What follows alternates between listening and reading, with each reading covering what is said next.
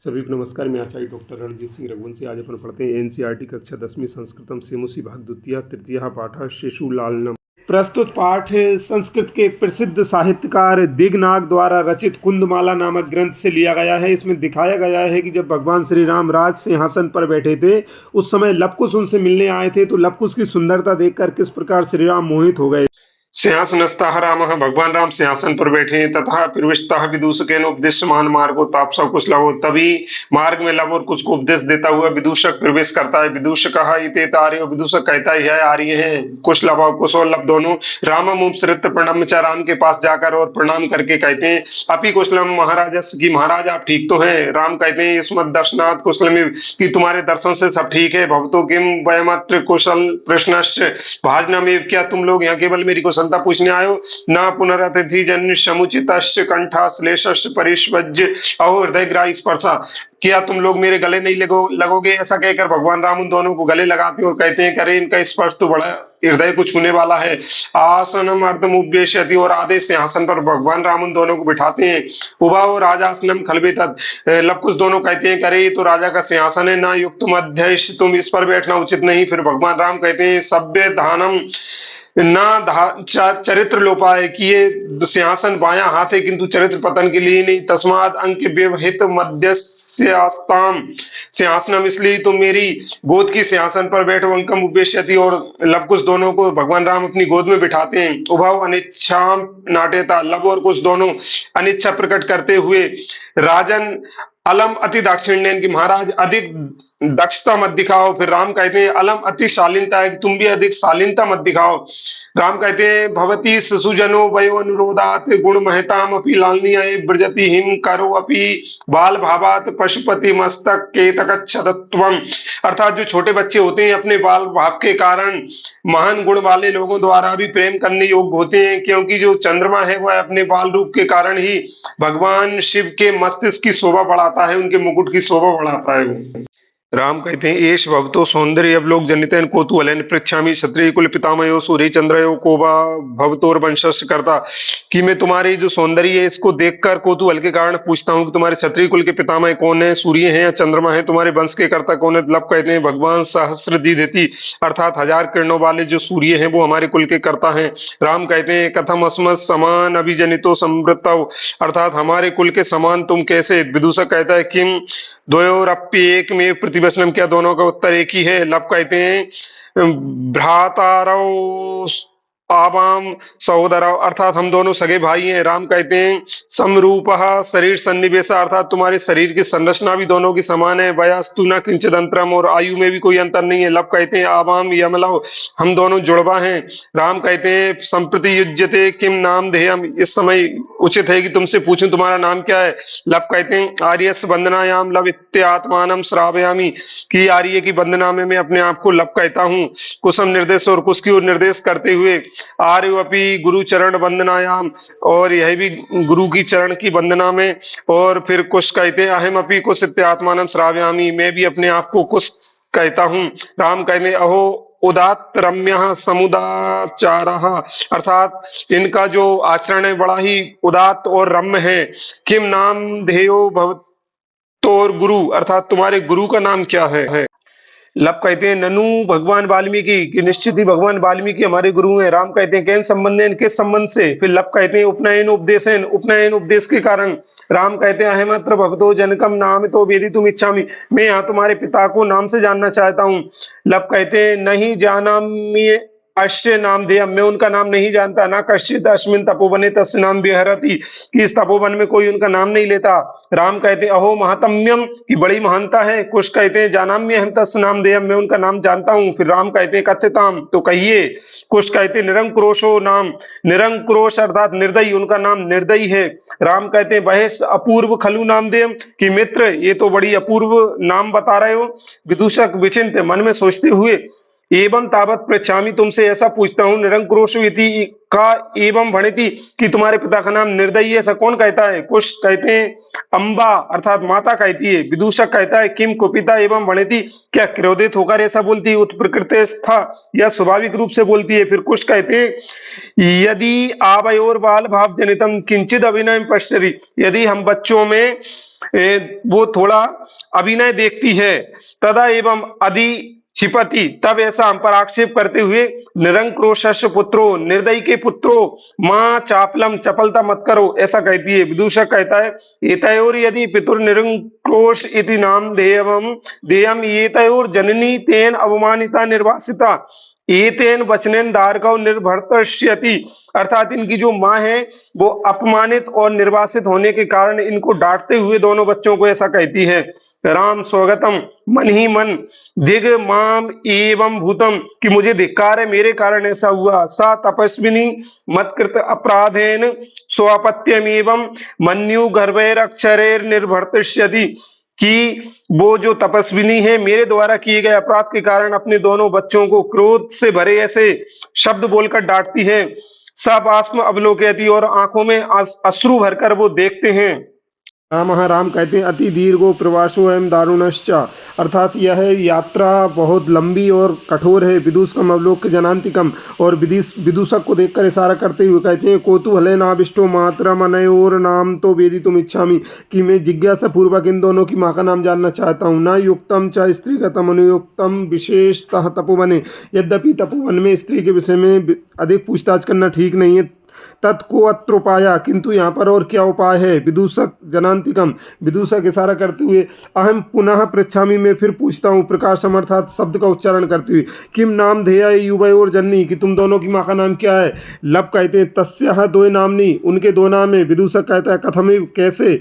लब कहता है, तपोवन वासिनो देवी इति नाम नाभयंती, कि तपोवन वासी उनको देवी कहते हैं। भगवान वाल्मीकि वधुरिति, और भगवान वाल्मीकि उनको वधु कहते हैं। राम कहते हैं, अपि च इतः तावत वयश्च मुहूर्त मात्रम, की हे मित्र थोड़े समय के लिए मेरे पास आओ। विदूषक उपसृत, विदूषक राम के पास जाकर, अज्ञापयतु भगवान, की आदेश दीजिए श्रीमान। राम कहते हैं, अपि कुमारयोर अनयोर अस्माकं च सर्वथा समरूप कुटुंब वृतांतः, कि क्या इन दोनों का और हमारा कुटुंब वृतांत एक समान है। नेपथ्य अर्थात पर्दे के पीछे, यति बेला संजाता, कि इतना समय हो गया। रामायण गानस्य नियोगा किमर्थम न विधीयते, कि रामायण के गान का नियोग क्यों नहीं किया जा रहा, अर्थात रामायण का गान क्यों नहीं किया जा रहा है। उभव लवकुश दोनों कहते हैं, राजन उपाध्याय दूतो अस्मान त्वरति, कि उपाध्याय का दूत अर्थात जो हमारा विदूषक है वो हमको शीघ्रता करने की कह रहा है। राम कहते हैं, मया भी सम्मानीय एवं मुनि नियोग तथा ही, अर्थात मुनि का जो नियोग है अर्थात यह रामायण है, वह मेरे लिए भी सम्मान करने योग्य है। भवन्तौ गायन्तौ कविरपि पुराणो वृत निधिर गिराम संदर्भो अयम प्रथम अवतीर्णो वसुमतीम, कथा चेयम शिलाघ्या सररिहुहिनाभस्य नियतम पुनाति श्रोतारम रमयति च सोयम परिकरः, अर्थात आप दोनों जिसको गाने वाले हैं और प्राचीन कवि अर्थात ऋषि वाल्मीकि जिसके कर्ता हैं और जिसकी वाणी को प्रथम बार इस पृथ्वी पर अवतीर्ण किया गया है, और जो भगवान विष्णु की प्रशंसनीय कथा है, और जो लोगों को श्रोताओं को पवित्र और आनंदित करने वाली है, ऐसी है रामायण कथा है। वैस अपूर्वो अयम मानवा नाम सरस्वती अवतारः, और मित्र यह जो रामायण की कथा है वह मनुष्यों के लिए पृथ्वी पर सरस्वती के अवतार के समान है। तदहम सुहृज जन साधारणम श्रोतुम इच्छामि, इसलिए मैं सभी लोगों के साथ इसको सुनना चाहता हूँ। सन्निधीयताम सभासदा, सभी सभा के सदस्य जो हैं सभासद हैं वो पास में आ जाएं। प्रेष्यताम अस्मदंतिकम सौमित्र, सौमित्र अर्थात लक्ष्मण, की लक्ष्मण को भी यहाँ पर बुलाया जाए। अत्र अहम एतयोर चिरादासन परिखेदम विहरणम कृत्वा अपनयामी, अर्थात मैं इनके जो पुराना दुख है इसको नष्ट करके, इस दुख को दूर करके इनको अपनाता हूँ। इति निष्क्रांता सर्वे, और ऐसा कहकर फिर सभी लोग वहाँ से निकल गए मंच से। एक पदेन उत्तरम लिखत, एक पद में अर्थात एक शब्द में उत्तर लिखना है। प्रश्न क्रमांक का, कुश लभौ कम उपसृत प्रणमतः, कुश और लव किसके पास जाकर प्रणाम करते हैं। उत्तर होगा रामम, राम के। अगला प्रश्न है, तपोवनवासिनः कुशस्य मातरम केन नामना आह्वयन्ति, तपोवनवासी कुश की माता को क्या कहकर पुकारते हैं। उत्तर होगा देवी। अगला प्रश्न है वयो अनुरोधात् कः लालनीया भवति, कि आयु के अनुरोध के कारण कौन लालन करने प्रेम करने योग्य होता है, तो उत्तर होगा बालः अर्थात बच्चा। अगला प्रश्न केन संबंधेन वाल्मीकि ही लवकुशयो गुरु, किस संबंध के कारण वाल्मीकि लवकुश के गुरु हैं, उत्तर होगा उपनयन उपदेशेन, उपनयन उपदेश के कारण। अगला प्रश्न कुत्र लवकुशयो पितु नामना व्यवह्रियते, कहाँ पर लवकुश के पिता का नाम नहीं लिया जाता है, उत्तर होगा तपोवने, तपोवन में। अधोलिखिता नाम प्रश्न नाम उत्तराणी संस्कृत भाषा लिखत, नीचे लिखे हुए प्रश्नों के उत्तर संस्कृत भाषा में लिखना है। प्रश्न क्रमांक रामाय कुशलवयो कंठाश्लेष स्पर्श कीदृश आसीत, राम के लिए कुश और लव का गले से लगाने वाला स्पर्श कैसा था, उत्तर होगा रामाय कुशलवयो कंठाश्लेष स्पर्श हृदय ग्राही आसीत, राम के लिए कुश और लव का गले से लगाने वाला जो स्पर्श था वो हृदय को छूने वाला था। अगला प्रश्न रामः लव कुशौ कुत्र उपवेशयितुं कथयति, राम लव और कुश को कहाँ बैठने के लिए कहते हैं, उत्तर होगा रामः लव कुशौ अंके उपवेशयितुं कथयति, राम लव और कुश को गोद में बैठने के लिए कहते हैं। अगला प्रश्न है बाल भावात हिमकरा कुत्र विराजते, कि जो बाल भाव के कारण चंद्रमा कहाँ पर विराजता है, कहाँ पर बैठता है, उत्तर होगा बाल भावात हिमकरा पशुपति मस्तके विराजते, कि बाल भाव के कारण चंद्रमा भगवान शिव के मस्तिष्क पर विराजता है। अगला प्रश्न है कुशलवयो वंशस कर्ता का, कुश और लव के वंश का कर्ता कौन है, उत्तर होगा कुशलवयो वंशस्य कर्ता भगवान सहस्रदीदिति, कुश और लव के वंश का कर्ता भगवान सूर्य हैं। अगला प्रश्न है कुशलवयो मातरम वाल्मीकि केन नामना आभयति, कुश और लव की माता को वाल्मीकि किस नाम से पुकारते हैं, उत्तर होगा कुशलवयो मातरम वाल्मीकि वधु इति नामना आभयति, कुश और लव की माता को भगवान वाल्मीकि वधु कहकर पुकारते हैं। रेखांकित पदेषु विभक्तिम तत्कारणम च उदाहरण अनुसारम निर्दिशत, रेखांकित पद की विभक्ति और उसका कारण बताना है उदाहरण सहित। ऐसे उदाहरण दिया है राजन अलम अति दाक्षिण्यन, तो इसमें अंडरलाइन जो था वो अति दाक्षिण्यन था, उसमें तृतीय विभक्ति है और वो उसका कारण बता रहे हैं अलम योग है, क्योंकि अलम शब्द के साथ तृतीय विभक्ति आती है। इसी प्रकार अगला दिया है रामः कुशलवो वाला जो है उसमें आसनार्धम जो है वो अंडरलाइन है, उसमें द्वितीय विभक्ति है और उसका कारण है उपयोग है, क्योंकि उपवेश्यति में उप लगा है। इसी प्रकार धिग माम वाले में जो माम शब्द है उसमें द्वितीय विभक्ति, उसका कारण है धिक योगे, धिक सबसे द्वितीय होती है। फिर आगे जो दिया है सिंहासनम, उसमें भी द्वितीय विभक्ति, उसका कारण है अधि, अध्यास्ताम जो है उसमें अधि है, तो अधि योगे, अधि के साथ में द्वितीय विभक्ति होती है। फिर है अलम विस्तरण वाला, उसमें आप देख लेंगे अति विस्तरण में तृतीय विभक्ति है अलम योगे। फिर अगला दिया है रामम, रामम में द्वितीय विभक्ति, उसका कारण है उपयोगे, उप लगा हुआ है। यथा निर्देशम उत्तरत, जैसा निर्देश है उत्तर दो। प्रश्न देखिए जानाम्यहं तस्य नामधेयम अस्मिन् वाक्ये कर्तृपदम किम, मैं उसका नाम जानता हूँ, इस वाक्य में कर्ता कौन है, इसमें कर्ता है अहम। अगला प्रश्न किम कुपिता एवं भणति उत्प्रकृतिस्था अस्माद् वाक्यात् हर्षिता इति पदस्य विपरीतार्थक पदम चित्वा लिखत, कि क्या क्रोधित होकर ऐसा बोलती है या स्वाभाविक रूप से बोलती है। इस वाक्य में हर्षिता इस पद का विपरीतार्थक पद क्या होगा, हर्षित का विपरीत होगा कुपिता, क्रोधित। अगला प्रश्न है विदूषकः उपसृत्य आज्ञापयतु भवान अत्र भवान इति पदम कस्मै प्रयुक्तम, कि विदूषक पास में जाकर कहता है कि श्रीमान आज्ञा दीजिए। इसमें जो भवान शब्द है वो किसके लिए आया है, तो भवान शब्द इसमें राम के लिए आया है, तो उत्तर होगा रामाय। अगला प्रश्न है तस्माद अंक व्यवहितम अध्यास्ताम सिंहासनम अत्र क्रियापदम किम, कि राम जब उनसे कहते हैं लवकुश से कि आप मेरी गोद में बैठो, तो इसमें क्रियापद क्या है, इसमें क्रियापद है अध्यास्ताम अर्थात बैठो। अगला प्रश्न है वयसस्तु न किंचिदंतरम अत्र आयुषा अर्थे किम पदम प्रयुक्तम, कि आयु में कोई अंतर नहीं है, यहाँ पर आयु के लिए कौन से शब्द का प्रयोग किया है, तो उसका उत्तर होगा वयस, अर्थात आयु का पर्यायवाची होता है वयस। अधोलिखितानि वाक्यानि का कम प्रति कथयति, नीचे लिखे हुए वाक्य किसको कौन कहता है। पहला है सव्यवधानम च चरित्रलोपाय, यह वाक्य किसने कहा था, ये राम ने कहा था, तो आएगा रामः। किससे कहा था, कुशलवौ प्रति, कुशलभ से कहा था। अगला ऐसे ही है किम कुपिता एवं भणति उत प्रकृत्य, किसने कहा था, तो इसमें आएगा विदूषकः। किससे कहा था, कुशम प्रति, कुश से कहा था। जानाम्यहं तस्य नामधेयम, किसने कहा था, कुश ने कहा था। किससे कहा था, राम से कहा था, तो रामम प्रति। तस्य दो नामनी, उसके दो नाम हैं, एक किसने कहा था, लव ने कहा था। किससे कहा था, विदूषक से कहा था, तो विदूषकम प्रति।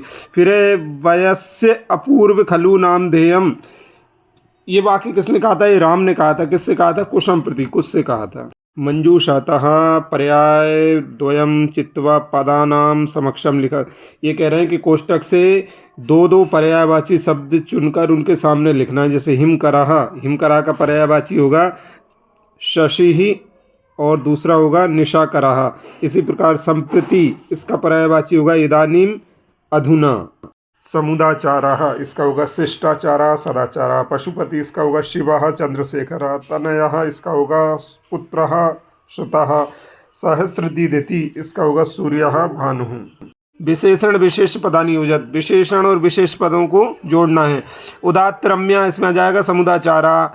अति दीर्घा इसमें आ जाएगा प्रवासः। समरूपा इसमें आ जाएगा कुटुंब वृतांतः। हृदयग्राही इसमें आ जाएगा स्पर्शः।